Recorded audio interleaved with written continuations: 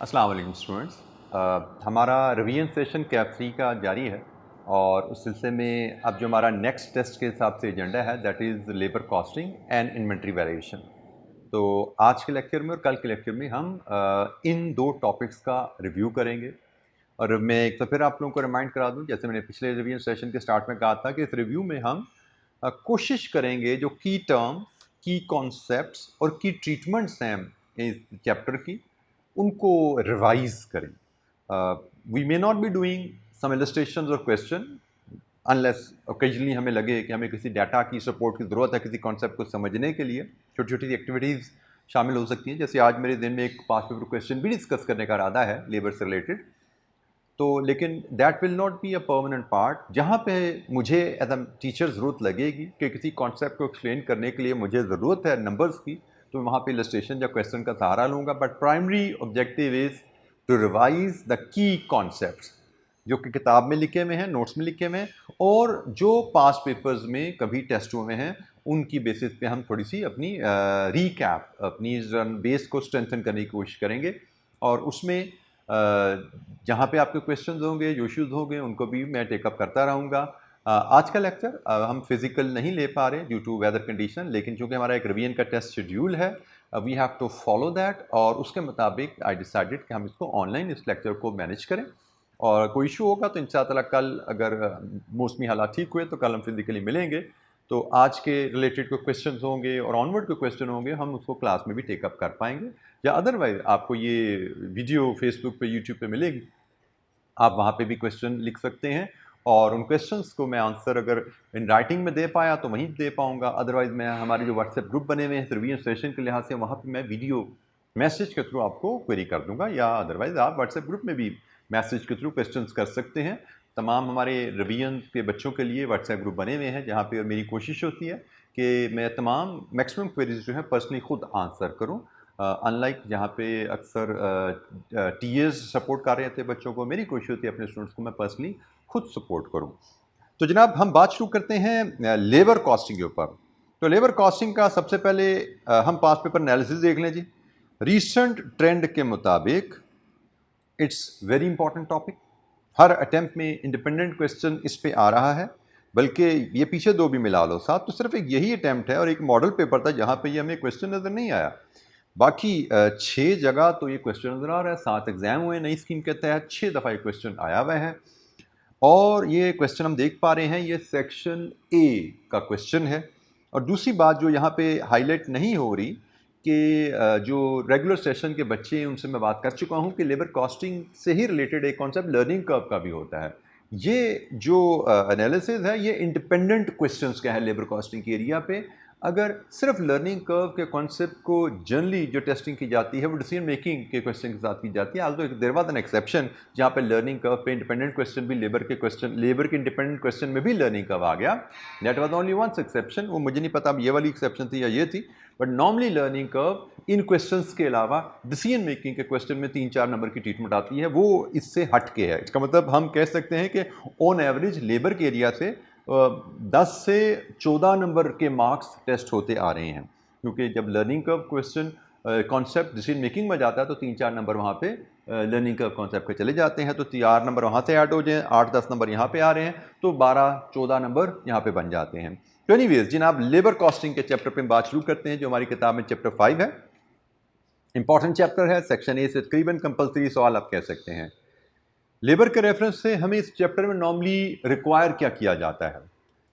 हमें पता है लेबर दो तरह की होती है, डायरेक्ट लेबर है, इनडायरेक्ट लेबर है, और हमें डिफरेंट टाइप्स ऑफ लेबर के रेमुनरेशन और इंसेंटिव प्लान्स क्वेश्चन में दिए जाते हैं, usually in the shape of option. कि ऑप्शन 1 है हम से पीस रेट पे पेमेंट कर दें, ऑप्शन 2 है से हम आवरली पेमेंट कर दें और साथ इंसेंटिव जोड़ दें। तो हमसे पूछा जाता है बताइए कौन सी ऑप्शन बेहतर है। अक्सर क्वेश्चन हमें इस अंदाज में सेट किए जाते हैं, और इस तरह क्वेश्चन में हमें फिर देखना पड़ता है कि हम एनुअल कन्वर्जन कॉस्ट कैलकुलेट करें, annual cost of labour plus annual overhead, क्योंकि जब लेबर का टाइम ऊपर नीचे होता है एफिशिएंसी की वजह से तो ओवरहेड पे भी असर पड़ता है। तो हम कन्वर्जन कॉस्ट कैलकुलेट करते हैं एनुअल बेसिस पे या मंथली बेसिस पे, जो भी पीरियड हमें दिया गया हो, और जिस ऑप्शन में हमारी एनुअल कन्वर्जन कॉस्ट लो होगी हम उस ऑप्शन को रिकमेंड करेंगे, क्योंकि हमें पता है कि हमें कॉस्ट मेजरमेंट भी करनी आनी चाहिए। इस चैप्टर में मेनली वही सिखाया जाता है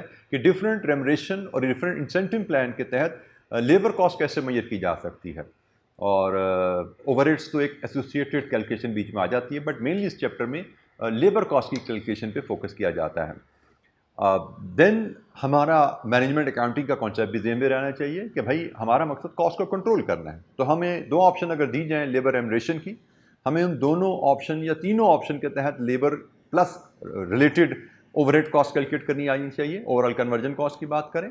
और फिर हमें कॉस्ट को मिनिमाइज करना है तो हमें उस प्लान को, उस रेमरेशन स्कीम को, उस इंसेंटिव प्लान को रिकमेंड करना है जहाँ पे overall conversion cost will be least, क्योंकि वहीं पे कंपनी के प्रॉफिट मैक्सिमम होंगे। जो मैनेजमेंट अकाउंटिंग का ऑब्जेक्टिव हमारा होता है कॉस्ट को कंट्रोल करना, प्रॉफिट को मैक्सिमाइज करना।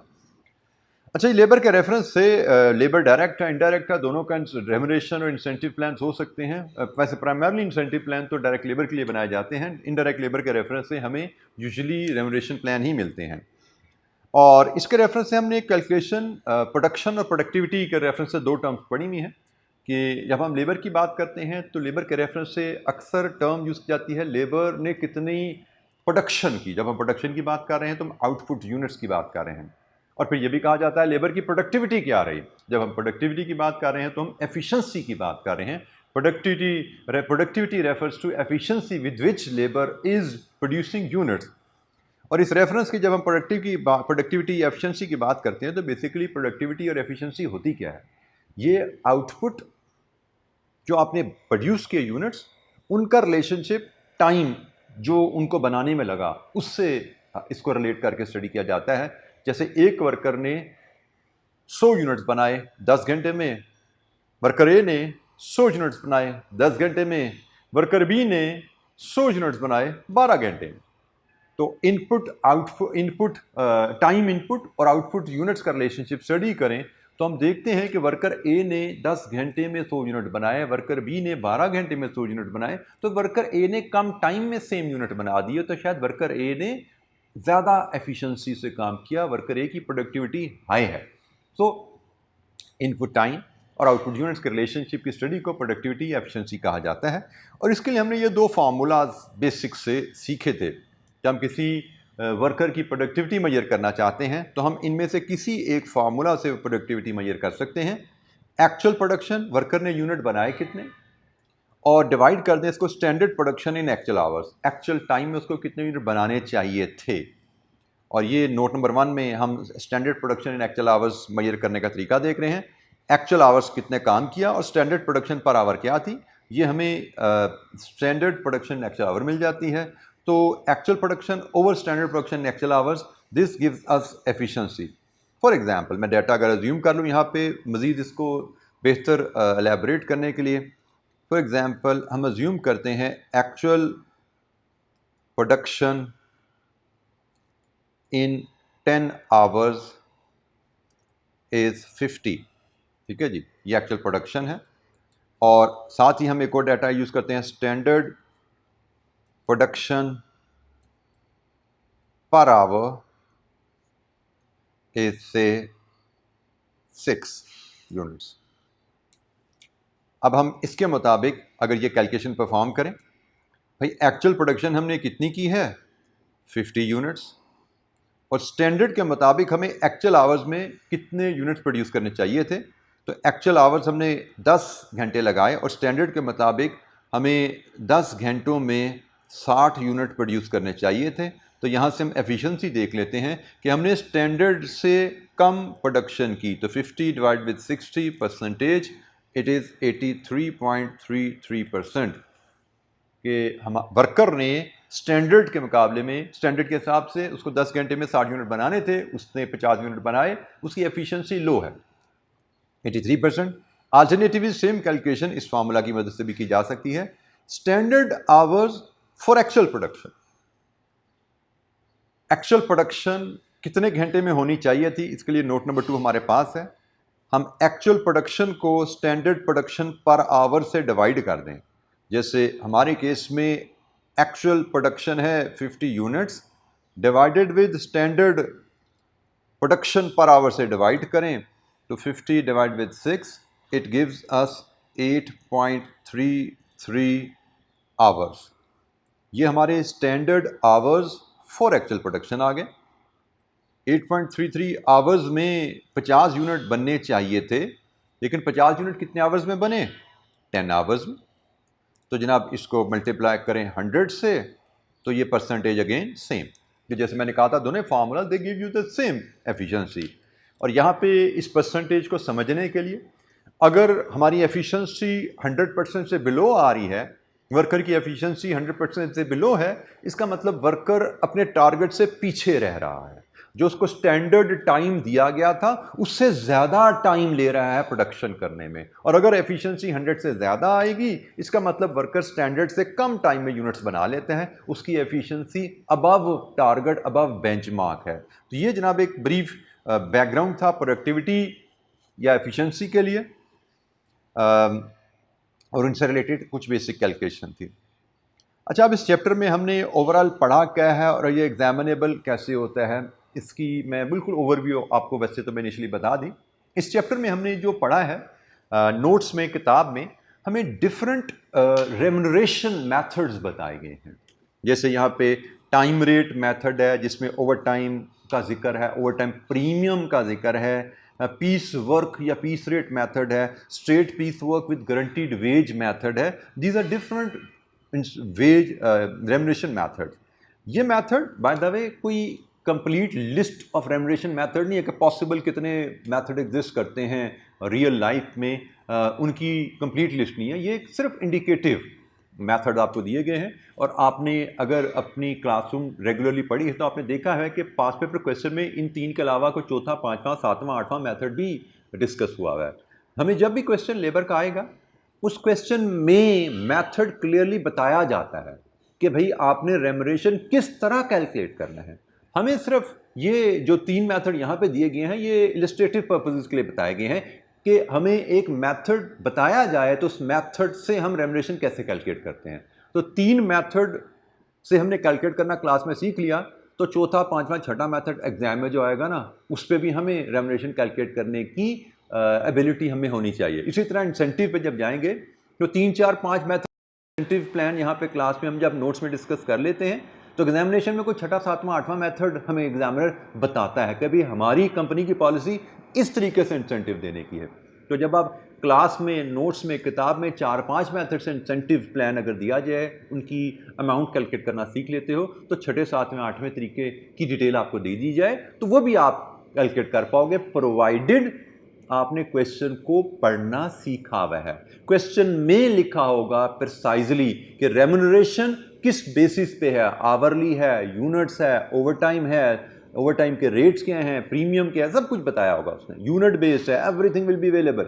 हमें सिर्फ एबिलिटी चाहिए कि हम क्वेश्चन को ध्यान से पढ़ें और जिस तरह उसने कहा है, जो बेसिस बताई हैं, उस बेसिस पर रेम्युनरेशन कैलकुलेट करके एग्जामिनर के सामने रख दे। भाई अगर ऑप्शन 1 पे जाओगे तो सालाना या माहाना रेम्युनरेशन वर्कर्स का इतना बनेगा, और ऑप्शन 1 पे सालाना या माहाना उनके वेरिएबल ओवरहेड की कॉस्ट इतनी बनेगी। फिक्स ओवरहेड को जनरली हम कंसिडर करते नहीं हैं क्योंकि fix overhead they remain fixed, अगर कम हो, ज़्यादा हो, वो तो फिक्स ही रहते हैं।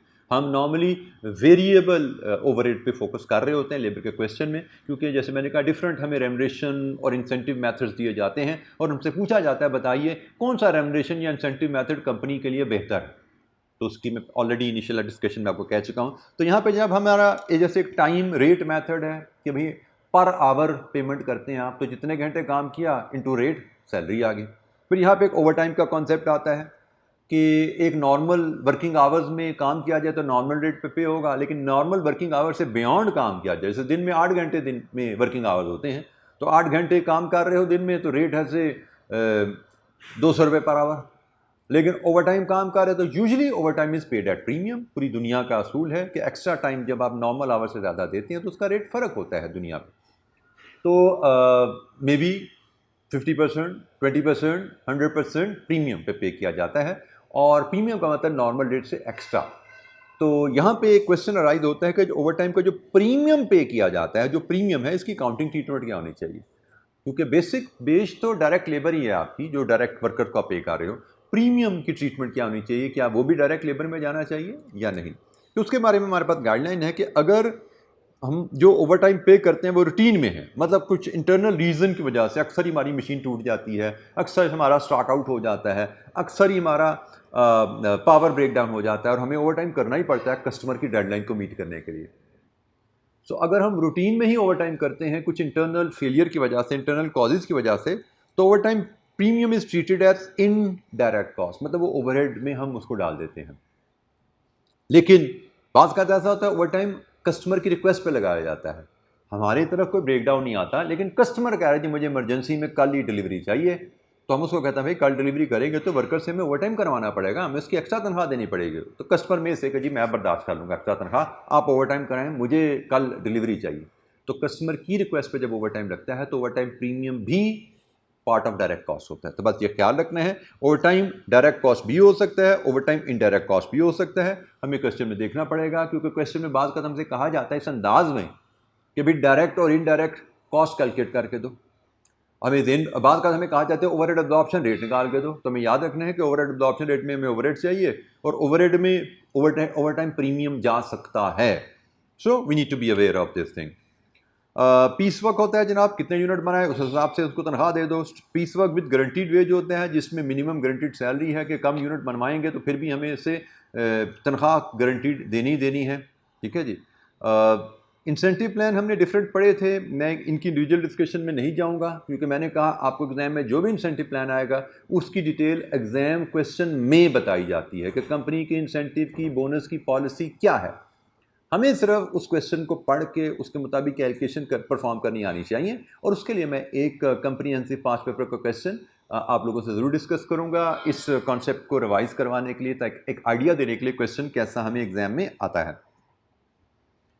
अच्छा, लेबर कॉस्ट से रिकॉर्डिंग से रिलेटेड भी हमें क्वेश्चन आ सकता है, लेकिन ये बेसिक सी एंट्रीज़ हैं, 2-3 एंट्रीज़ हैं जो आपने अकाउंटिंग में भी आई बिलीव सीखी हुई हैं, आपने इंट्रो टू अकाउंटिंग में भी ये पढ़ा होगा।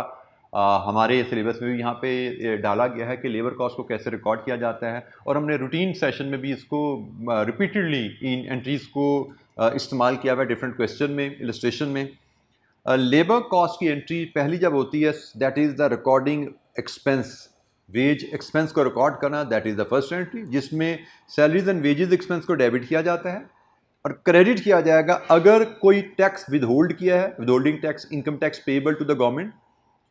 क्रेडिट किया जाएगा लोन्स, हमने किसी वर्कर ने ऑलरेडी हमसे कोई लोन लिया हुआ है तो लोन हमारी बैलेंस शीट में एसेट खड़ा हुआ है, हमने वो एसेट एम्प्लॉय से रिकवर करना है, तो ये पार्शियल उसकी रिकवरी होती है। ये जब आप लोन को क्रेडिट करते हो तो debit balance, asset balance reduce होता जाता है। हर महीने हमारी एम्प्लॉयज़ से अंडरस्टैंडिंग के तहत कुछ डिडक्शन सैलरी से होती है, तो ये हमने सैलरी उसको पे नहीं करनी, ये इसका लोन ऑलरेडी ये पे किया हुआ है उसको क्रेडिट कर देते हैं, लोन बैलेंस रिड्यूस हो जाता है।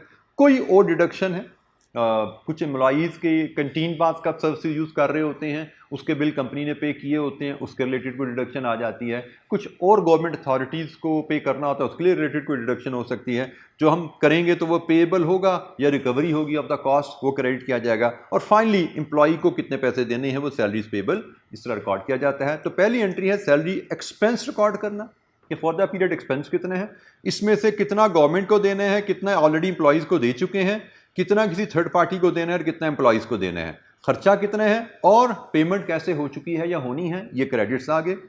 फिर उसकी charging salaries and wages to the relevant account, ये एंट्री भी कई दफा हमने पास की हुई है कि भाई ये टोटल सैलरी का खर्चा था, इसमें से जो डायरेक्ट वेजेस हैं वो वर्किंग प्रोसेस को चली जाती हैं, जो इनडायरेक्ट प्रोडक्शन वेजेस हैं वो एफर्ट्स को चली जाती हैं, और बाकी एडमिन स्टाफ की सैलरीज, सेलिंग स्टाफ की सैलरीज सेलिंग और एडमिन एक्सपेंस को डेबिट हो जाती हैं। सो ओवरऑल मंथली हमने वर्कर को जो सैलरी दी वो एक्सपेंस रिकॉर्ड किया, फिर वो सैलरी जिस मद में की गई उस मद में रेलिवेंट अकाउंट को हम डेबिट कर रहे होंगे। ये अगेन बातें हमारी कई दफ़ा रूटीन में होती हैं, but it's very simple review है जो मैं एंट्रीज़ का आपको दे रहा हूँ। और आखिरी एंट्री पेमेंट की होती है, भाई ये जो सैलरी पेबल आपने खड़ा किया था एम्प्लॉयज़ को, इसकी पेमेंट कर दी जाती है कैश एंड बैंक से, डेबिट क्रेडिट। तो ये हमारी रिकॉर्डिंग ऑफ एंट्री है। हमें इस पे भी क्वेश्चन मुझे लगता है मादी में शायद एक आध आया हुआ, ज़्यादा नहीं आया हुआ, एक आध शायद एंट्री लेबर की रिकॉर्डिंग के ऊपर आई हुई है। मेन फोकस एग्जामिनर का हमारा लेबर कॉस्ट की कैलकुलेशंस पे हैं, उनके रेमोरेशन, उनके इंसेंटिव पे रहता है, ठीक है। बट एंट्री के लिए भी हमें प्रिपेयर रहना चाहिए। और यहाँ पे मैं फिर वो बात कर दूँ, रिवीजन करोगे किताब में तो ये एंट्री नज़र से गुजरेगी, पास पेपर में शायद ये एंट्री नज़र आए आपको। अच्छा, इससे रिलेटेड एक ही कैलकुलेशन लेबर में जो हमें एक डिफरेंट एग्जाम क्वेश्चन में रेगुलरली टेस्ट होती है, that is change in labour cost with the change in efficiency. आप अक्सर एग्जामिनर क्वेश्चन जो करते हो उनमें ये वर्किंग टेस्ट होती है कि जी हमारे वर्कर की एफिशिएंसी बढ़ जाएगी या वर्कर की एफिशिएंसी कम हो जाएगी, तो बताइए हमारी लेबर कॉस्ट पर यूनिट पे क्या असर पड़ता है। तो अब हम थोड़ी सी क्योंकि इस मामले में बच्चे अक्सर थोड़ा कमज़ोर रह जाते हैं, मैं भी बड़ा रेगुलरली क्लास में ऑब्जर्व करता हूँ कि जहाँ पे परसेंटेजेस प्रोपोर्शंस को लेके वैल्यूज़ की एडजस्टमेंट की बात आती है, स्टूडेंट्स थोड़ा मेंटल मैथ में कमज़ोर रहते हैं, और मेंटली चूँकि इतना इस तरह के बेसिक मैथ में कमज़ोर होते हैं तो इनकी परफॉर्मेंस भी क्वेश्चन में इतनी अच्छी नहीं आ पाती। जबकि मेरे हिसाब से कॉस्ट एंड मैनेजमेंट अकाउंटिंग में टू डू वेल आपको परसेंटेजेस प्रोपोर्शंस से डील करने पे ख़ास कमांड होनी चाहिए। मैं अपनी क्लास में इसीलिए स्पेशल सेशंस रखता हूँ gross profit, net profit, markup, margin के ऊपर। अलग से एक्टिविटीज़ प्लान होती हैं, टाइम डेडिकेट किया जाता है। इसी तरह लास्ट रिवीजन सेशन अगर आपने लिया तो उसमें मटेरियल वेस्टेज के रेफरेंस से कुछ एक्टिविटीज़ प्लान की गई। ये तो रिवीजन सेशन है इसलिए लिमिटेड एक्टिविटीज़ कर रहे हैं, मतलब अदरवाइज क्लास में हम 8-10 एक्टिविटीज़ करते हैं, होम असाइनमेंट में 8-10 एक्टिविटीज़ दी जाती हैं बच्चों को रेगुलर सेशन में। तो हमने मटेरियल वेस्टेज में ऊंच नीच हो उसका मटेरियल कॉस्ट पे क्या असर पड़ता है, क्वांटिटी पे, रेट पे, उसको हमने डिस्कस किया। और आज उसी रेफरेंस से हम एक और कैलकुलेशन देखते हैं, क्योंकि हम लेबर की बात कर रहे हैं। तो अगर लेबर की एफिशिएंसी में ऊंच नीच आए, लेबर एफिशिएंसी कैसे मेजर करते हैं हमने उसको देखा था, तो उसमें अगर ऊंच नीच आए, कोई बेहतर लेबर एफिशिएंसी बढ़ जाए, लेबर एफिशिएंसी कम हो जाए, तो उसका हमारी लेबर कॉस्ट पर यूनिट पे क्या असर पड़ता है, ठीक है, वो हम देखने जा रहे हैं। With reference to labour efficiency there are 2 types of scenario जिनसे हमें डील करना पड़ता है। ठीक है, 2 तरह के सिनेरियोज हैं जिसमें एग्जामिनर हमें लेबर एफिशिएंसी में चेंज, बेहतरी या कमी बताता है। तो हम दोनों सिनेरियोज को, ये केस 1 केस 2 के अंदाज में मैंने इसको डिस्कस किया हुआ है। तो हम पहले केस 1 देखते हैं, जिसको सिनेरियो 1 आप कह सकते हैं कि लेबर एफिशिएंसी में चेंज आए तो हमारी मटेरियल कॉस्ट पे क्या असर पड़ता है। बेसिकली एफिशिएंसी में चेंज आने से टाइम बदलता है और time into rate labour cost होती है, ठीक है। It's very simple labour cost की कहानी। तो अब टाइम में जो रिवाइज टाइम है एफिशिएंसी बदलने से कैसे निकाला जाए। अच्छा जी, पहला केस आता है जिसमें एग्जामिनर हमें केस प्रेजेंट करता है कि labour efficiency will increase or decrease by say 20%।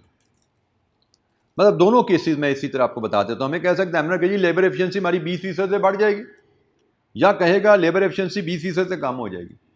पहली बात तो ध्यान में रखें, एफिशिएंसी बढ़ने का मतलब क्या है कि वर्कर कम टाइम में प्रोडक्ट बना लेगा। एफिशिएंसी बढ़ने का मतलब है लेबर टाइम रिड्यूस होगा, और एफिशिएंसी कम होने का मतलब क्या है, worker will take more time to make the unit. So efficiency बढ़ने से लेबर टाइम कम होता है और एफिशिएंसी कम होने से लेबर टाइम बढ़ता है। वेरी सिंपल कॉन्सेप्ट, और इसकी एडजस्टमेंट बड़ी ही आसान है। अगर आपकी लेबर एफिशिएंसी बढ़ रही है, तो हमने जैसे बात की लेबर एफिशिएंसी बढ़ने का मतलब टाइम में कम होना है, तो आपने सिंपली रिवाइज टाइम कैसे निकालने हैं, करंट लेबर टाइम देखिए और 1 minus increase in efficiency. For example आपको बताया जाता है करंट लेबर टाइम आपका 20 आवर्स पर यूनिट है, और जैसे हम पहला केस देखें लेबर एफिशिएंसी में 20% इजाफा आ गया। 20% इजाफे का मतलब टाइम ने कम होना है। कितना कम होने हैं, 1 माइनस 0.2 से मल्टीप्लाई कर दो, 80% टाइम रह जाएगा, मतलब 16 आवर्स टाइम रह जाएगा। एफिशिएंसी ने बढ़ना है तो भाई टाइम ने कम होना है। 20% से एफिशिएंसी बढ़ रही है तो इसका मतलब है टाइम ने 20% से कम हो जाना है। It is very simple adjustment, कोई कॉम्प्लिकेशन इसमें नहीं है। एंड अगर एफिशिएंसी में कमी है तो टाइम ने बढ़ जाना है।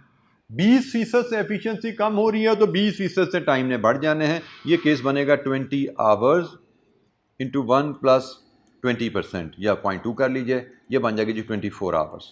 So it's very simple adjustment. और रिवाइज टाइम आ जाए इंटू रेट, रेट रिवाइज हुआ या नहीं हुआ उसकी डिस्कशन में हम नहीं जाते, टाइम इंटू रेट कर दोगे तो ये आपकी कॉस्ट आ जाती है।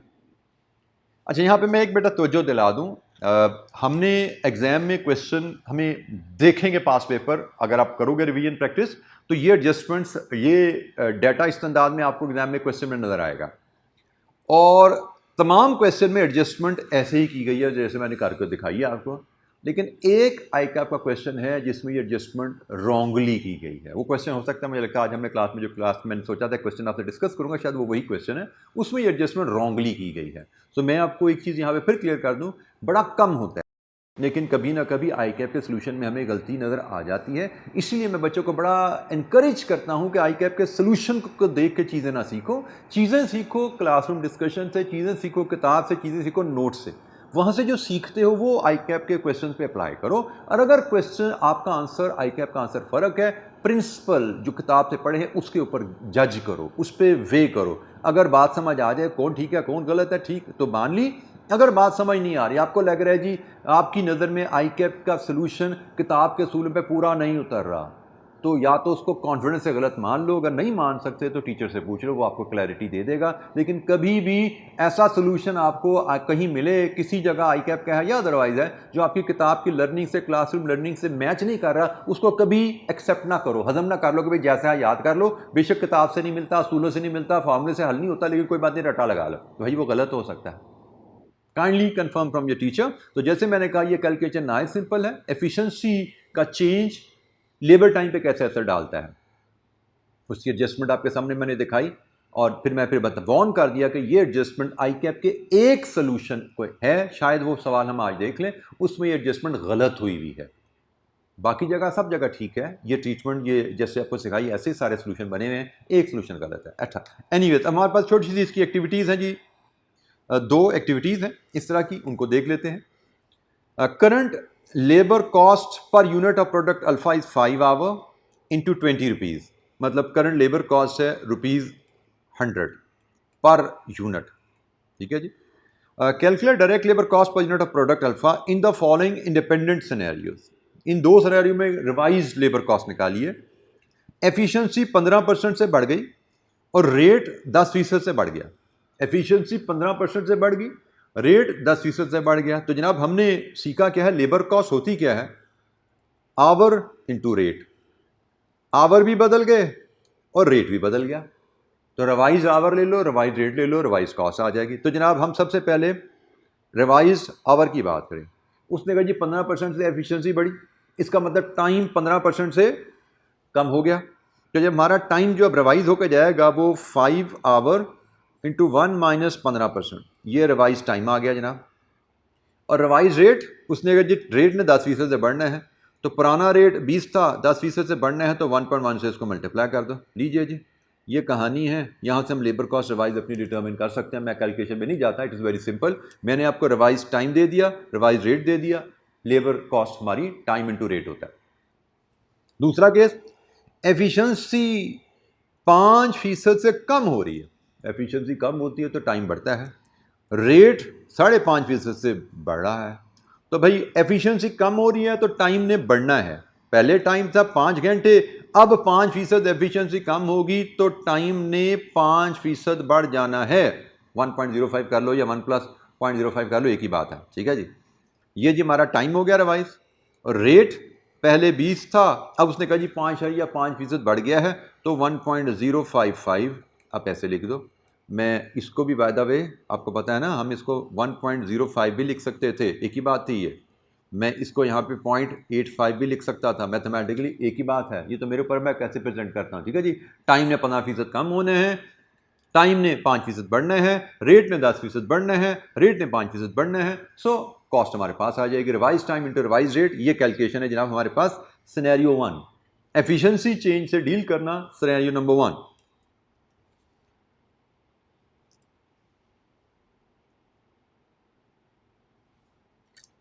अच्छा जी, अब हम चलते हैं आगे दूसरे सिनेरियो के ऊपर। जैसे मैंने कहा था लेबर एफिशिएंसी से डील करने के दो सिनेरियो है।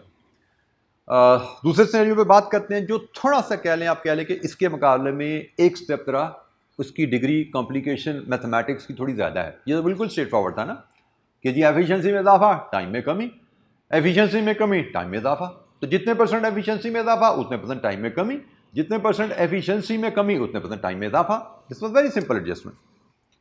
दूसरा केस होता है जनाब जिसमें हमें एग्जामिनर 2 एफिशिएंसी लेवल देता है। उसमें बताता है जी करंट एफिशिएंसी से 80% है, लेकिन एफिशिएंसी बढ़ के 80 से 90 पे चली जाएगी। अब एफिशिएंसी 80 से 90 पे जाने का मतलब 10% इजाफा इन एफिशिएंसी नहीं है, ये ध्यान में रखिएगा। या अदरवाइज एफिशिएंसी 90% है और एफिशिएंसी 90 से कम हो गए 80 पे आ जाएगी। सो 2 एफिशिएंसी रेट दिए जाते हैं क्वेश्चन में, करंट एफिशिएंसी रेट भी गिवन है, रिवाइज एफिशिएंसी रेट भी गिवन है। So I hope you are able to differentiate now 2 scenarios. ठीक है, तो मैं जैसे यहाँ पे आपको क्वेश्चन की स्टेटमेंट बताई थी ना कि लेबर एफिशिएंसी में इजाफा होगा या कमी होगी। ठीक है, इसी तरह मैं इसकी भी स्टेटमेंट बता दूं कि labour efficiency will improve from 80% to 90% or will improve from 80 to 90% or will reduce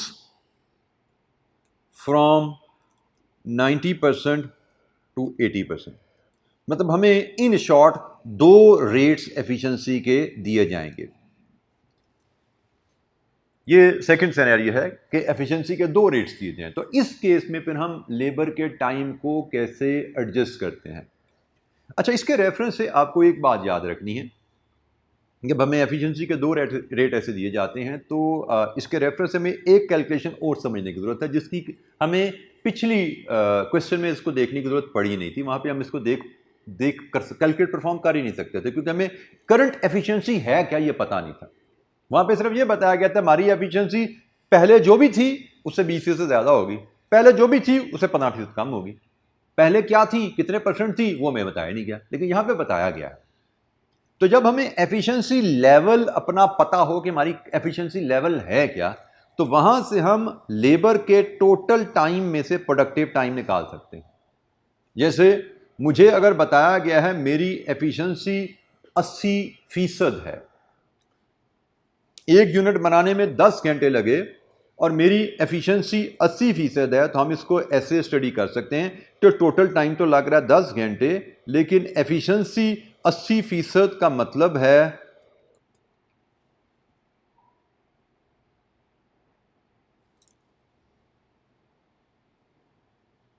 ये फार्मूला मेरे ख्याल में शायद लिखने में गलत लिख गया हूं कि ठीक लिखा हुआ। Let me assess current labour time 1 minus current efficiency. No, मैंने फार्मूला बेटा गलत कर दिया, थोड़ा सा इसको हमें एडजस्ट करने की ज़रूरत है। 1 total labour time multiplied with efficiency rate, multiplied with efficiency rate. ये फार्मूला बेटा हमें ठीक करने की ज़रूरत है। मैं आपसे जो शेयर करूँगा इसके नोट्स, उसमें मैं इसको अमेंड कर दूँगा। ठीक है जी। 1 ये जी एफिशिएंसी है, 1 माइनस नहीं है, ये हमारा एफिशिएंसी है। ठीक है जी, ये फार्मूलाज मैं नोट्स में आपसे शेयर कर लूँगा। तो बहरहाल करंट टाइम इनटू 80%, इसका मतलब हमारा जो प्रोडक्टिव टाइम है वो है 8 आवर्स। लेबर को हम 10 घंटे की तनख्वाह दे रहे हैं, लेकिन लेबर 80% एफिशिएंसी पे काम कर रहा है। तो 80% एफिशिएंसी का मतलब है कि लेबर का प्रोडक्टिव टाइम 8 घंटे है, नॉन प्रोडक्टिव टाइम 2 घंटे। अच्छा, यहाँ पे बेटा अब एक चूंकि आपका नॉलेज थोड़ा ज़्यादा होता है ना, तो अक्सर बच्चे उसको मिक्सअप कर जाते हैं आइडल टाइम से। Idle time non productive time है, लेकिन हमारी इस कैलकुलेशन के हिसाब से नहीं है। जब हम एफिशिएंसी की बात कर रहे हैं तो हम कह रहे हैं वर्किंग टाइम में से प्रोडक्टिव कितना है, नॉन प्रोडक्टिव कितना है। कि वर्कर काम में बिजी है, लेकिन काम में हाथ चलाते ही जाते हैं ब्रेक ले रहा है कि थक गया अभी हाथ मेरा, तो वो जो ब्रेक है वो आइडल टाइम में नहीं आ जाती, वो नॉन प्रोडक्टिव टाइम में आ जाती है। जो वर्कर स्ट्रांग है, जिनका स्टेमिना ज़्यादा है, उनका नॉन प्रोडक्टिव टाइम कम होगा। जो वर्कर थोड़े से कमज़ोर हैं, इनएफिशिएंट हैं थोड़े से, उनका नॉन प्रोडक्टिव टाइम ज़्यादा होगा। काम तो कर रहे हैं लेकिन हाथ चलाते ज़्यादा थक गया, ब्रेक ले ली। एक बच्चे ने 20% ब्रेक ली है, 80% काम किया, दूसरे वर्कर ने 10% ब्रेक ली है और 90% काम किया है। तो प्रोडक्टिव, नॉन प्रोडक्टिव और आइडल। आइडल टाइम तो यह कि मशीन ही बंद होगी, स्टॉक खत्म हो गया, मशीन बंद होगी, तो आप मैंडेटरी मजबूरी में या मैंडेटरीली वेट कर रहे हैं, वो है idle time. Non productive time और आइडल टाइम का फर्क ध्यान में रखना है। हम यहाँ पे प्रोडक्टिव और नॉन प्रोडक्टिव टाइम की बात कर रहे हैं। ठीक है जी। तो हमने कहा जी हमारा प्रोडक्टिव टाइम 8 घंटे होता है। लेबर की जो तनख्वाह, जो लेबर की कॉस्ट होती है, वो हमेशा टोटल टाइम पे बेस की जाती है, प्रोडक्टिव टाइम पे बेस नहीं की जाती। ठीक है जी। मैंने तनख्वाह 10 घंटे की दी है, प्रोडक्टिव 8 घंटे था, नॉन प्रोडक्टिव 2 घंटे थे, लेकिन लेबर कॉस्ट 10 घंटे पे बेस किया जाएगा टोटल टाइम पे। अच्छा, अब हम देखते हैं कि रिवाइज लेबर टाइम कैसे निकाला जाएगा। जब मुझे बताया गया ये केस कि भाई 80% से 90% पे एफिशिएंसी चलेगी, तो फार्मूला क्या है, current total time into current efficiency over revise efficiency. हमारे केस में करंट टोटल टाइम 10 है, इनटू करंट एफिशिएंसी 80% है, डिवाइडेड विद रिवाइज एफिशिएंसी 90% है। एफिशिएंसी बढ़ी है ना, एफिशिएंसी बढ़ने का मतलब क्या है कि टाइम पर यूनिट कम लगना चाहिए। तो हम कैलकुलेट करके देख लेते हैं जी। 10 into 8 80% divided with 90%, it comes to 8.88। आप देख सकते हैं हमारा लेबर टाइम जो पहले 10 घंटे था, एफिशिएंसी बढ़ने से रिड्यूस हो गया 8.88 पे।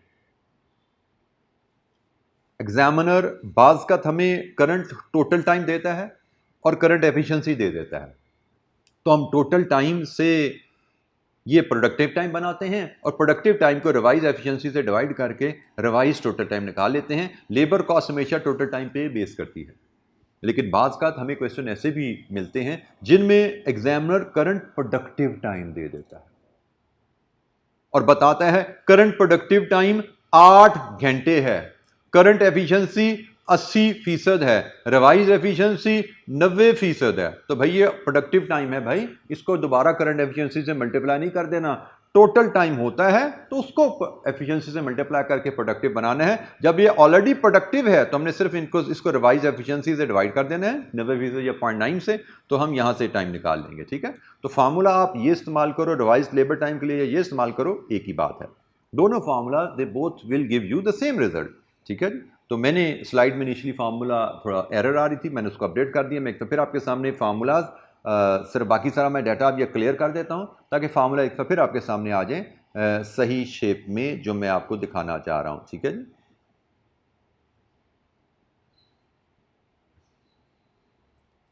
ये है जी आपका फार्मूलाज। प्रोडक्टिव टाइम क्या है, total time into efficiency multiplied with efficiency.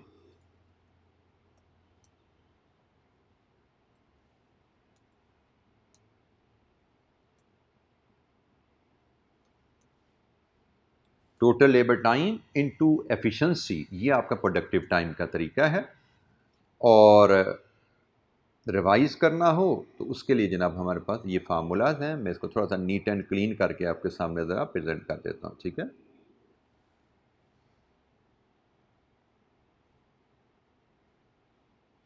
ये फार्मूलाज मैंने रेक्टिफाई करके आपके सामने प्रेजेंट कर दिए और नोट्स आपको इंशाल्लाह मिलेंगे, वो अपडेटेड ही आपको मिलेंगे। ठीक है जी, तो ये कैलकुलेशन होगी और इस कैलकुलेशन के रेफरेंस छोटी सी एक्टिविटीज़ भी हमारे पास अवेलेबल हैं, इसको भी परफॉर्म कर लेते हैं। Current labour cost per unit is 5 hour into 20, it is ₹100 per unit. और यहाँ पे फिर जैसे मैं कॉन्सेप्ट बताया, ये लेबर कॉस्ट है और कॉस्ट हमेशा टोटल लेबर टाइम पे बेस करती है। टोटल लेबर टाइम आ गया 5 घंटे। ठीक है, जैसे हम मटेरियल की बात करते थे ना कि ग्रॉस क्वांटिटी पे लेबर मटेरियल कॉस्ट बेस करती है, इसी तरह लेबर भी ग्रॉस आवर्स पे जिसमें नॉन प्रोडक्टिव टाइम शामिल है वो उसके साथ बेस करती है, तो ये टोटल लेबर टाइम है। फिर हमें बताया गया है calculate direct labour cost per unit of product in the following independent scenario. अगर लेबर एफिशिएंसी 75 है करंट और वहाँ से बढ़ के 90% पे चली जाए और रेट आपका 15.5% से बढ़ जाए, और दूसरा केस है एफिशिएंसी 95 से कम हो के 85 पे आ जाए और लेबर रेट 12.5 से कम हो जाए, तो भाई कॉन्सेप्ट वही है, रिवाइज टाइम निकाल लो और रिवाइज रेट ले लो। तो जनाब इस केस में रिवाइज टाइम क्या होगा, हमने अभी जो पढ़ा current total time into current efficiency divided with revise efficiency, ये हमारा टाइम रिवाइज हो गया। और रेट रिवाइज करने के लिए उसने कहा जी 15.5% का इजाफा है, तो 20 रुपये इंटू 1.155 लीजिए जी, ये हमारी revised rate into revise time आ गया। दूसरा केस करंट एफिशिएंसी 95% है, रिवाइज होके 85 पे चलेगी, तो हमने जैसे फार्मूला पढ़ा है current total time into current efficiency divided with revise efficiency into revise rate. Rate उसने कहा जी 12.5 से कम हो रहा है, तो 20 इंटू 87.5, 12.5 से कम हो रहा है तो 87.5 रह जाएगा। लीजिए जी, revise time into revise rate, ये आपकी रिवाइज लेबर कॉस्ट आ गई। तो ये जनाब हमारी कहानी थी लेबर के एफिशिएंसी में रिवीजन का दूसरे सिनेरियो की। अच्छा, इसमें एग्जाम फोकस पॉइंट क्या बताया गया जी? In most of the question we are required to calculate labour cost and conversion cost under different remuneration option explained in detail in the question. ठीक है जी, हमने डिफरेंट क्वेश्चन हमने देखने हैं और ये एक क्वेश्चन हम देखने जा रहे हैं जिसमें ये बात हम डिटेल में डिस्कस कर लेते हैं। ये क्वेश्चन हो सकता है मैंने रेगुलर क्लास में भी डिस्कस किया हो, लेकिन आई थॉट कि हम इसको यहाँ पे भी कवर कर लें ताकि अगर किसी बच्चे के जहन में कोई कमी कोताही है इस टॉपिक से रिलेटेड तो वो क्लियर हो जाए हमारे पास। ठीक है जी, क्वेश्चन है जी ज़रकोन का, ज़रकोन लिमिटेड ZL, और ये क्वेश्चन है स्प्रिंग 2011 का क्वेश्चन 3। रिक्वायरमेंट है evaluate the above option in contrast with the existing scheme and advise management about the most economical option. अच्छा, अबव हमारे पास दो ऑप्शन है, ऑप्शन 1 एंड ऑप्शन 2। उसने कहा जी इसको एग्जिस्टिंग स्कीम से कंट्रास्ट में वैल्यूएट करो। इसका मतलब हमें 3 कैलकुलेशन परफॉर्म करनी है, एग्जिस्टिंग स्कीम, ऑप्शन 1, ऑप्शन 2, और जैसे मैंने कहा कि इसमें यूजुअली हमें रेम्युनरेशन स्कीम दी जाती हैं और रेम्युनरेशन स्कीम से लेबर एफिशिएंसी अफेक्ट होती है, और जब लेबर एफिशिएंसी बदलेगी तो आवर्स बदलेंगे, आवर्स बदलेंगे तो वेरिएबल ओवरहेड भी बदल जाते हैं। ठीक है, तो इस रेफरेंस से इस कैलकुलेशन को हमने देखना है कि हमें कन्वर्जन कॉस्ट पे फोकस करना पड़ेगा under all 3 option, current option, option 1, option 2, 3 options total बन जाएंगी। उसमें हम देखेंगे कन्वर्जन कॉस्ट, जिसमें हमारा फोकस रहना चाहिए लेबर एंड वेरिएबल ओवरहेड पे, क्योंकि फिक्स्ड ओवरहेड आवर्स कम हो ज़्यादा हो, यूनिट्स कम हो ज़्यादा हो, कोई फर्क नहीं पड़ता, वी ऑल नो। ठीक है जी। अच्छा, यहाँ पे भी एक मैं तो जो आपकी दिलाना चाहूँगा, जैसे क्वेश्चन हमारी किताबों में जनरली अवेलेबल है, let me have a look at that. मैं किताब पे अगर एक नज़र डालूँ, ये क्वेश्चन हमारी किताब में क्वेश्चन 5 है, जो हमारी किताब इधर राइज प्लेटफॉर्म से पब्लिश हुई हुई है अंडर माई नेम। चैप्टर हमारा लेबर का 5 होता है, तो चैप्टर 5 में क्वेश्चन 5 है, और इस पे जब हम जाते हैं तो बिल्कुल ठीक है जी, इस क्वेश्चन में एग्जामिनर ने बिल्कुल वेरिएबल ओवरहेड शामिल किए हुए हैं, लेकिन मेरे दिन में एक ख्याल इसलिए आ गया था कि आई रिकॉल अ क्वेश्चन जहाँ पे एग्जामिनर ने अपनी कैलकुलेशन में, बल्कि मैं आपको बता देता हूँ, हमारी क्वेश्चन है 8। सारे क्वेश्चन तो मुझे एरर्स नहीं पता, लेकिन एक कुछ मैं एरर आइडेंटिफाई कर देता हूँ। क्वेश्चन 8 है मेरी किताब में, वो ऑटम 23 का क्वेश्चन 2 है। तो जिनके पास मेरी किताब नहीं है उनके लिए भी ऑटम 23 का क्वेश्चन 2 है। इसमें एग्जामिनर ने एक गलती तो ना कह दूँ मैं, थोड़ी इनएफिशिएंसी दिखाई कि इसने अपनी कैलकुलेशन में फिक्स ओवरहेड भी शामिल कर लिया, जरूरत नहीं थी। Fix overhead option existing option है, ऑप्शन 1, ऑप्शन 2, बिल्कुल सेम अंदाज का सवाल बना हुआ है, उसमें भी current existing option, option 1, option 2, 3 स्कीमों के तहत हमने कन्वर्जन कॉस्ट निकालनी थी। तो उसने पहली, मैं कहूँगा, इनएफिशिएंसी की कि उसने फिक्स कॉस्ट को भी डिस्कशन में शामिल कर लिया, जरूरत नहीं थी, क्योंकि फिक्स कॉस्ट हमारी किसी भी ऑप्शन 1, 2 या एग्जिस्टिंग से बदलती नहीं है। तो जो कॉस्ट बदलती नहीं है उसको हम अपनी डिसीजन मेकिंग में, कि हमें किस स्कीम की तरफ जाना चाहिए ना लें, क्योंकि अब हम डिसीजन मेकिंग पढ़ चुके हैं ना, तो डिसीजन मेकिंग में हमने क्या सीखा हुआ है कि भाई ऑप्शन बदलने से जो कॉस्ट बदलती है उसको कंसिडर करो, जो कॉस्ट ऑप्शन बदलने से नहीं बदलती दैट इज इररेलेवेंट, उसको छोड़ दो। तो यहाँ पे हमसे डिसीजन मेकिंग ही एक तरह की कराई जाती है ना, कि बताइए बेहतर ऑप्शन कौन सी है, तो हमें फैसला करना है बेहतर ऑप्शन कौन सी है। तो फैसला करने में सिर्फ रेलिवेंट कॉस्ट को लेना चाहिए। तो यहाँ पे एक तो ये एग्जामिनर ने थोड़ी, मैं कहूँगा, इनएफिशिएंसी दिखाई, प्रिंसिपली कहो तो एक गलती कर दी कि इररेलेवेंट कॉस्ट को अपनी डिसीजन मेकिंग में डाल दिया। लेकिन चलें, उसके डालने से डिसीजन हमारा बदलता नहीं है, क्योंकि हर ऑप्शन में वो कॉस्ट फिक्स ही है, हर जगह 100 रुपये ऐड हो रहा है, तो उससे डिसीजन नहीं बदलता। कोई कॉस्ट अगर पहले ज़्यादा थी तो सब में 100 रुपये डाला, वो ज़्यादा ही रही। कोई कॉस्ट पहले कम थी तो जब मैं 100 रुपया सब में 100 रुपया डाल गया तो कॉस्ट बाद में भी कम रही, डिसीजन नहीं बदला। लेकिन एक गलती हुई फिक्स कॉस्ट डालते हुए, यहाँ पे जो ऑप्शन कन्वर्जन ऑप्शन के तरीके में एग्जामिनर ने फिक्स कॉस्ट गलत डाल दी है। ठीक है, वो that is an another level of error. तो बहरहाल क्वेश्चन ऑटम 23 क्वेश्चन 2 मैंने कहा आपको बता दूं, जो बच्चे जिन्होंने वो सवाल नहीं किया और करेंगे तो उनको ये एरर मिलेगी। डोंट गेट पैनिक्ड, या इसकी सवाल को याद नहीं कर रहे ना, आपको पता होना चाहिए कि इसमें एरर है, मैंने आपको बता दिया इन एडवांस। अच्छा, जब हम ये सवाल क्वेश्चन 5 पढ़ते हैं और इसको परफॉर्म करते हैं और देखते हैं इसमें हमारे लिए कुछ सीखने को है। बेसिकली ये एक टिपिकल स्टैंडर्ड क्वेश्चन जो हमें लेबर का अक्सर आया हुआ है, ये उस की ही आप समझे प्रैक्टिस में आपसे शेयर कर रहा हूँ, जिसमें और वो कॉन्सेप्ट अप्लाई होंगे जो अपने अभी सीखे। एफिशिएंसी बदलने से लेबर टाइम कैसे बदलता है। अच्छा जी, हमें तीनों ऑप्शन को कंपेयर करके बताने हैं। मोस्ट इकोनॉमिकल सबसे बेहतर ऑप्शन कौन सी है, और सबसे बेहतर ऑप्शन वही होगी जिसमें labour plus variable overhead minimum है। Zircon Limited manufactures and supplies football for both domestic and international markets. Following information is available from the company's record. Information क्या है? हमारे पास स्किल्ड वर्कर हैं 250, standard working hours per month 200 हैं पर worker, और per month actual hours per unit of the product 1.5 लगते हैं। Standard labour rate per hour 42 हैं रुपीज़। वेरिएबल ओवरहेड रेट पर लेबर आवर 75 है। ये उसने हमें सिर्फ दिया ही यहाँ पे वेरिएबल ओवरहेड है। मैं भी क्वेश्चन 8 के रेफरेंस से आपसे फिक्स्ड ओवरहेड की बात कर रहा था, तो यहाँ पे उसने हमें दिया ही सिर्फ variable overhead, so no need to worry. The company manufactures 40,000 football per month. ये सारा डाटा मंथली है, मंथली एनालिसिस होने जा रहा है। 40,000 फुटबॉल बनाते हैं। Overtime is paid to the workers at the rate of 75% over and above the standard wage rate. ये था स्टैंडर्ड वेज रेट, इसका 75% ऊपर पे किया जाता है आपका over time premium. In order to increase the production efficiency and reduce the cost of conversion, the management is currently evaluating various wage incentive plan. The production manager has suggested the following option to the management. एक उसने बता दिया जी currently हम कैसे चल रहे हैं, और दूसरा हम उसने मकसद बता दिया जी हम एफिशिएंसी बढ़ाना चाहते हैं ताकि कन्वर्जन कॉस्ट हमारी कम हो जाए। किसी तरह कन्वर्जन कॉस्ट कम होगी तो प्रॉफिटेबिलिटी बढ़ेगी। बनाने हमने महीने के 40,000 फुटबॉल हैं, 40,000 यूनिट्स अभी बना रहे हैं।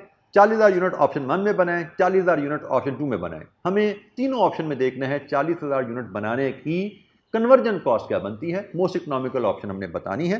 तो ऑप्शन 1 क्या है? Introduce a piece wage system at the rate of 72 per unit. It is expected to improve the current production efficiency from 65% to 78%. Piece rate पे चले जाओ, मतलब पर आवर रेट ना पे करो, पीस रेट पे करो। एफिशिएंसी 65 से 8%, 78% पे चली जाएगी। देखो एफिशिएंसी से टाइम बदलता है, और हमारा इस केस में सैलरी तो पर यूनिट होगी, तो टाइम हमारे लिए रेलेवेंट रहा नहीं as far as labour is concern. लेकिन time is relevant when it comes to variable overhead. Variable overhead में तो टाइम पे लगना है ना, तो हमें टाइम कैलकुलेट करना पड़ेगा। एनीवेज ऑप्शन 2 क्या है? Introduce a monthly group bonus plan with a guaranteed wage of 48 per hour based on a standard 1.4 hours per unit। उसने कहा जी आप टाइम ज़्यादा लगाओ टाइम कम लगाओ, हमने आपको 1.4 आवर पर यूनिट के हिसाब से पे करना है और 48 रुपीज़ पर आवर पे करना है। The plan is expected to reduce the overtime by 60%। इससे क्या होगा? एफिशिएंसी बढ़ेगी, ओवर टाइम कम हो जाएगा। ठीक है जी। बट अगेन ओवर टाइम कम होगा तो हमारी सेहत पे क्या असर पड़ेगा? अगेन वेरिएबल ओवरहेड, क्योंकि सैलरी तो हमने फिक्स 1.4 आवर के हिसाब से दे देनी है। अब टाइम कम हो ज़्यादा हो हमारी सैलरी पे कोई असर नहीं पड़ेगा, लेकिन टाइम कम ज़्यादा होने का असर पड़ेगा हमारे वेरिएबल ओवरहेड्स पे। तो ये जनाब कहानी है। अब इस कहानी के तहत हम तीनों ऑप्शन के तहत लेबर प्लस वेरिएबल ओवरहेड को कैलकुलेट करते हैं। तो सबसे पहले हम करंट ऑप्शन की बात करते हैं, उसको वैल्यूएट करते हैं। करंट ऑप्शन के तहत देखें तो टोटल हमें लेबर आवर्स रिक्वायर्ड कितने हैं। हमें जो क्वेश्चन में डाटा दिया गया है उसके मुताबिक हमने 40,000 यूनिट्स बनाने हैं और हमारा टाइम लगता है 1.5 आवर पर यूनिट। इसका मतलब हमें टोटल 60,000 लेबर आवर्स रिक्वायर्ड है। ठीक है जी, करंट स्कीम के तहत हमें 60,000 आवर्स चाहिए, और इसमें से जो हमें अवेलेबल हैं आवर्स वो हैं, हमें बताया गया है क्वेश्चन में जी हमारे पास 250 वर्कर्स हैं। ये हमारी मंथली प्रोडक्शन के हिसाब से सारा एनालिसिस हो रहा है जी। हमारे पास 250 वर्कर्स अवेलेबल हैं और मंथली हर वर्कर 200 आवर्स काम करता है। इसका मतलब अवेलेबल आवर्स हमारे पास 50,000 है। सो 60,000 चाहिए, 50,000 अवेलेबल है, तो बाकी 10,000 कहाँ से आएंगे? ये होगा जनाब ओवर टाइम, ये होगा हमारा ओवर टाइम।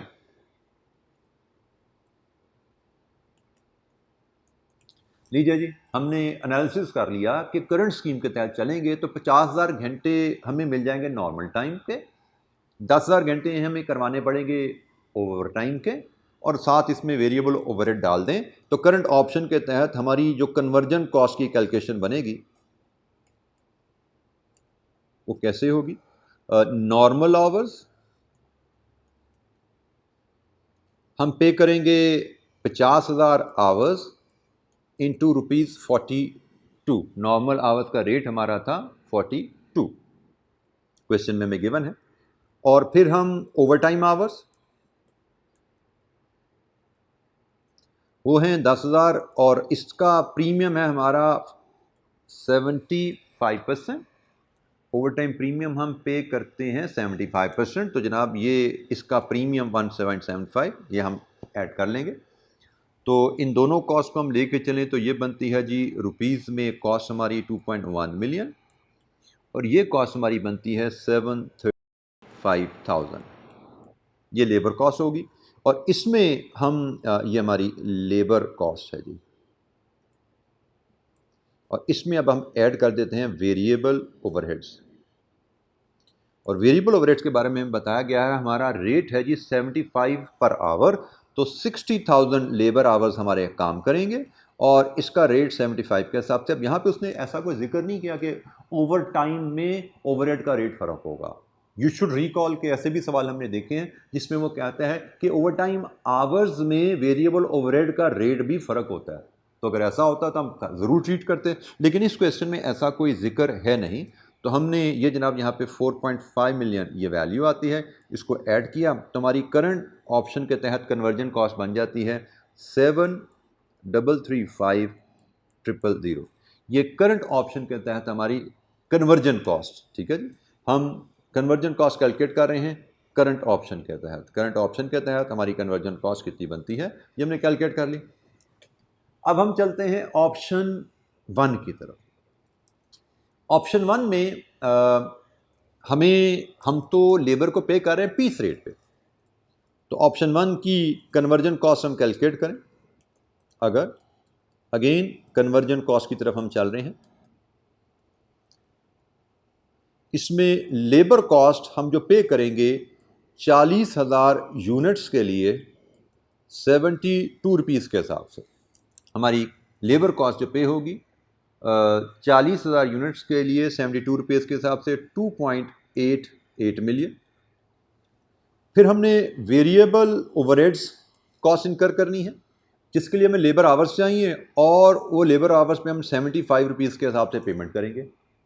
अच्छा, ये अब हमारे लेबर आवर्स कितने होंगे, यहाँ पे बेटा वो जो फॉर्मूला भी सीखा था ना उसकी बात आ जाएगी कि हम करंट एफिशिएंसी हमारी चल रही है 65% और टाइम लग रहा है 60,000। So total labour hours 60,000, current efficiency 65%, revised efficiency 78%। इस डाटा को लें तो हम रिवाइज्ड लेबर आवर्स निकाल सकते हैं। रिवाइज लेबर आवर्स हमें लेबर कॉस्ट के लिए नहीं चाहिए, हमें वेरिएबल ओवरहेड के लिए चाहिए। तो मैं यहाँ पे कैलकुलेशन वही फार्मूला जो हमने सीखा था, ये वाला फार्मूला भाई, ये वाला फार्मूला मैं ये यूज़ करना जा रहा हूँ। बस फ़र्क यह है कि मैं लेबर टाइम पर यूनिट पे नहीं लगाने लगा, टोटल महीने के लेबर आवर पे ये फार्मूला लगाने लगा हूँ, ठीक है जी। तो मेरे पास टोटल लेबर आवर्स जो पहले लग रहे थे 60,000 थे। मैं काम कर रहा था 65% एफिशिएंसी पे। मेरी रिवाइज एफिशिएंसी हो जाएगी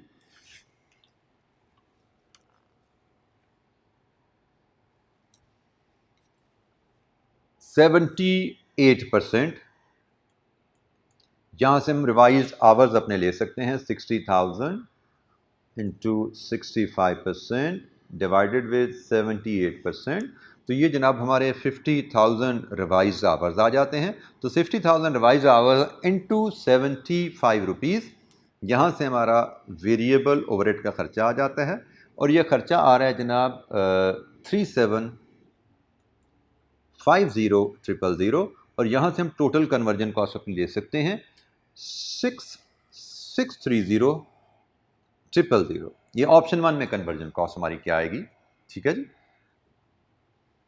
अब हम ऑप्शन 2 पे बात करते हैं। इसमें भी हमने कन्वर्जन कॉस्ट ही कैलकुलेट करनी है और कन्वर्जन कॉस्ट होगी हमारी labour cost plus variable overheads. Option 2 में हमारी लेबर कॉस्ट कितनी होगी जी? उसने कहा जी आपने सैलरी फिक्स देनी है। कितनी फिक्स देनी है? 40,000 यूनिट्स पे 1.4 आवर पर यूनिट स्टैंडर्ड के हिसाब से ये टोटल आवर्स बनेंगे आपके 56,000। इन पे आपने 48 रुपीज़ पर आवर के हिसाब से सैलरी पे कर देनी है। ये टाइम लगा कितना इसको आपने देखना ही नहीं है। स्टैंडर्ड 1.4 आवर के हिसाब से पर यूनिट आपने पे कर देने हैं। तो 1.4 आवर पर यूनिट के हिसाब से 56,000 आवर्स बनते हैं। 56,000 पे 48,000 के 48 रुपीज़ पर आवर के हिसाब से आप पे करेंगे एंड इट कम्स टू 2688,000। लेकिन वेरिएबल ओवरहेड के लिए तो आपको एक्चुअल आवर्स चाहिए ना भाई। वेरिएबल ओवरहेड के लिए आपको एक्चुअल आवर्स चाहिए। तो एक्चुअल आवर्स के लिए उसने मैं क्या क्वेश्चन में बताया, उसने कहा जी आप जब इस प्लान पे जाओगे तो आपका ओवर टाइम बाय 60% से कम हो जाएगा। मतलब ओवर टाइम पहले आपका कितना था?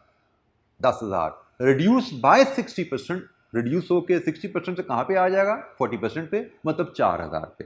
तो जनाब हमारे जो आवर बनेंगे इस केस में वो होंगे 50,000 normal hours plus 10,000 over time hours अब 40% पे रह जाएंगे। तो ये मेरे एक्चुअल आवर्स हैं जो मशीन मेरी चलेगी, जो लेबर मेरी काम करेगी। मैं ये ख्याल कीजिएगा बेटा, मैं उनको तनख्वाह दे रहा हूं कितने घंटों की? 56,000 की। और लेबर काम कितने घंटे कर रही है? 54,000। एक्चुअल वो 54,000 काम कर रहे हैं, लेकिन हमारा रेमरेशन प्लान क्या है कि उनको तनख्वाह मिल रही है 56,000 घंटों की। ठीक है, हमारा प्लान ऐसा ही है। लेकिन वेरिएबल ओवरहेड तो एक्चुअल आवर्स पे लगते हैं ना, इनटू 75। तो ये बनती है जनाब कॉस्ट आपकी 4,050,000 और इसको अगर हम सम कर लें टोटल कन्वर्जन कॉस्ट 6,738,000। ठीक है जी। तो ये एक स्टैंडर्ड क्वेश्चन जो हमें अक्सर लेबर कॉस्टिंग से रिलेटेड हमें आता है, उसको हमने डिस्कस किया और हमसे कहा गया था मोस्ट इकोनॉमिकल ऑप्शन बताइए। तो मोस्ट इकोनॉमिकल ऑप्शन यहाँ पे total of these two heads is minimum on monthly basis 40,000 football सालान महाना बना रहे हैं। तो महाना 40,000 यूनिट्स बनाने की सबसे कम कॉस्ट कहाँ पे है? That is under option 1। ठीक है जी। तो that is the best option. हमें यहाँ पे नीचे उसने रिकमेंडेशन मांगी है, कंक्लूजन मांगा है, तो हम यहाँ पे कंक्लूजन या रिकमेंडेशन जरूर देंगे। ऑप्शन 1 हैज लीस्ट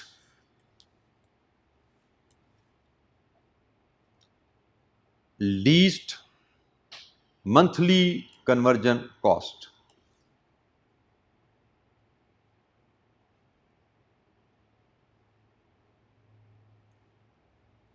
उसने मोस्ट इकोनॉमिकल ऑप्शन पूछा था, तो यही जनाब हमारी मोस्ट इकोनॉमिकल ऑप्शन है। तो ये जनाब हमारी एक क्वेश्चन मैंने आपसे डिस्कस किया। ये क्वेश्चन था हमारा स्प्रिंग 2011 का क्वेश्चन 3। आल्दो 14 साल पुराना सवाल है, लेकिन इस तरह के सवाल हमें लेटेस्ट अटेम्प्ट में भी आ रहे हैं। जैसे मैंने आपसे जो क्वेश्चन 8 की बात की, ऑटम 23 में था, it was exactly on the same lines. इसी तरह ऑप्शन 1 ऑप्शन 2 की कहानी थी, उसमें हमें एवेल्युएट करने को जो कहा गया था, it was on the same lines. तो ये रिपीटेडली ये पैटर्न रिपीट हुआ हुआ है क्वेश्चंस का। तो एक अच्छा सवाल होता है, इसका बनता है, और मैंने इसको पिक किया एफिशिएंसी के रेफरेंस से। तो क्वेश्चन 8 जिन बच्चों ने अगर नहीं किया वो उसको ज़रूर अटैम्प्ट करें, लेकिन उसके मैंने फ्लॉज बता दिए। 2 फ्लॉज हैं। एक, उसने कैलकुलेशन में फिक्स्ड ओवरहेड को ले लिया, ज़रूरत नहीं थी। दूसरा, फिक्स्ड ओवरहेड की शमूलियत में भी उसने गलती कर दी करंट ऑप्शन के तहत। तो बहरहाल that's a good question for revision of this kind of activity. और मेरे हिसाब से एक स्टैंडर्ड सवाल है, इसके आने की प्रोबेबिलिटी, इस तरह के सवालों की प्रोबेबिलिटी रिलेटिवली हाई होती है लेबर कॉस्टिंग के रेफरेंस से। तो जनाब आज के लिए इतना ही। लेबर कॉस्टिंग का चैप्टर हमने आज रिवाइज कर लिया। इंशाअल्लाह कल का एजेंडा हमारा इन्वेंट्री वैल्यूएशन के चैप्टर का रहेगा। हम उसको भी इसी अंदाज में की एडजस्टमेंट की कॉन्सेप्ट के हिसाब से रिवाइज करेंगे। और कोई अगर आप लोगों के इश्यूज़ होंगे आज लेबर कॉस्टिंग से रिलेटेड या इन्वेंट्री वैल्यूएशन के रिलेटेड, तो उसको भी इंशाअल्लाह कल डिस्कस करेंगे, क्योंकि कल इज़ फ्राइडे। और उसके बाद सैटरडे को आप लोगों का टेस्ट है, सेकंड टेस्ट है, जो कि labour costing and inventory valuation के चैप्टर से आएगा इंशाअल्लाह। ठीक है जी। Thank you very much, best of luck, अल्लाह हाफ़िज़।